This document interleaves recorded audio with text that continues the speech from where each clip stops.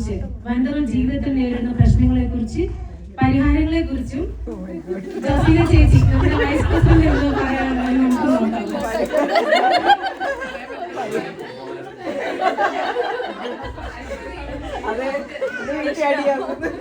ഈ പറയുന്ന കാര്യങ്ങളൊന്നും ഉണ്ടാക്കില്ല കേട്ടോ.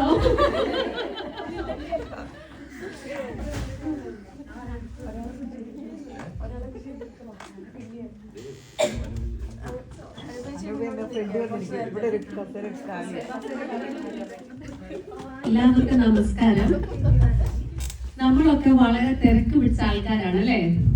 ആ തിരക്കുകളൊക്കെ മാറ്റി നാം എല്ലാം ഇന്ന് ഈ പ്രോഗ്രാമിന് ഇവിടെ എത്തിച്ചേർന്നെങ്കിൽ അതിന് പിന്നിലൊരു കാരണമുണ്ട്.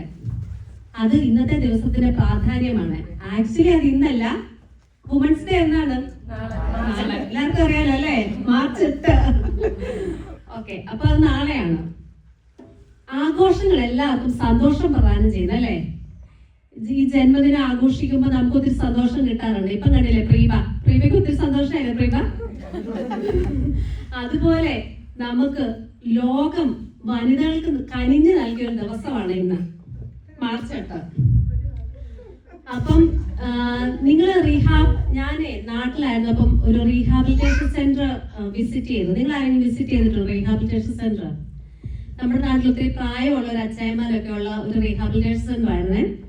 അപ്പം ഒരു അച്ചായനോട് ഇങ്ങനെ സംസാരിച്ചപ്പം പുള്ളിക്കാരൻ പറഞ്ഞു, എൻ്റെ ഭാര്യ മരിച്ചേ പിന്നെ എനിക്ക് ഭയങ്കര സങ്കടമാണ്, ഞാൻ ഒറ്റയ്ക്കാണ്, എനിക്ക് ആരുമില്ല എന്നൊക്കെ പറഞ്ഞു. മറ്റൊരാൾ പറഞ്ഞു, എൻ്റെ ഭാര്യ മരിച്ചേ പിന്നെ എൻ്റെ മക്കൾക്ക് എന്നെ വേണ്ട, എനിക്ക് വേറെ എവിടെയെങ്കിലും പോയാൽ മതി, എനിക്ക് ജീവിക്കണ്ട എന്നൊക്കെ പറഞ്ഞു.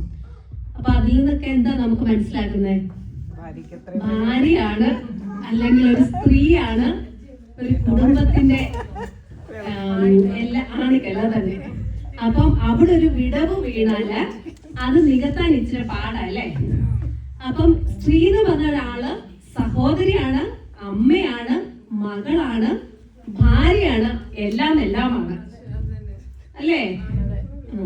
അപ്പം ഈ നമ്മുടെ ജീവിതത്തിൽ നമ്മൾ പല പല വേഷങ്ങള് ധരിക്കുന്നുണ്ട്. അതായത് ചിലപ്പോൾ പിള്ളേർക്ക് അസുഖം വരുമ്പം നമ്മൾ ഡോക്ടറാകും, നമ്മൾ നേഴ്സാകും, പിന്നെ നമ്മൾ ടീച്ചറാകും, ഷെഫാണ്.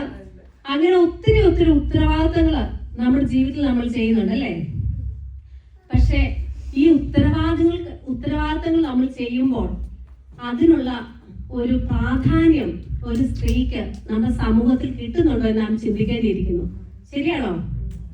പക്ഷെ നമ്മൾ ഇവിടെ ജീവിക്കുന്നതുകൊണ്ട് നമുക്ക് ആ ഒരു വ്യത്യാസം നമുക്ക് മനസ്സിലാകത്തില്ല. കാരണം നമ്മളെ എല്ലാവരും തുല്യരായിട്ടാണ് ഇവിടെ കാണുന്നത്. നമ്മുടെ വീട്ടിലെങ്ങനെയാണെന്ന് എനിക്കറിയത്തില്ല, പക്ഷെ എല്ലാവരും തുല്യരാണ് അല്ലേ? അപ്പം ഈ നമ്മുടെ നാട്ടിലും അല്ല വേറെ സ്ഥലങ്ങളൊക്കെ വെച്ച് ഒത്തിരി വ്യത്യാസങ്ങൾ കാണണം. അപ്പം അതിനുവേണ്ടി നമ്മൾ മുമ്പോട്ടിറങ്ങി അവരെ ഹെൽപ്പ് ചെയ്യണം. നമുക്കൊരു വിജയം നേടണം. അതെങ്ങനെ നേടും എന്നതിനെ പറ്റി നാം ചിന്തിക്കേണ്ടിയിരിക്കുന്നു. പിന്നെ പറയാനുള്ളതെന്ന് പറഞ്ഞാൽ നമ്മുടെ കുറവുകളെ നമ്മൾ മനസ്സിലാക്കി ആ കുറവുകൾ നമ്മൾ ഓവർകം ചെയ്ത് നമുക്ക് നമ്മുടെ ജീവിതത്തിൽ മുന്നേറാം. നിങ്ങൾക്ക് എല്ലാവർക്കും നല്ല ആശംസ നേർന്നുകൊണ്ട് നിർത്തുന്നു. നന്ദി, നമസ്കാരം.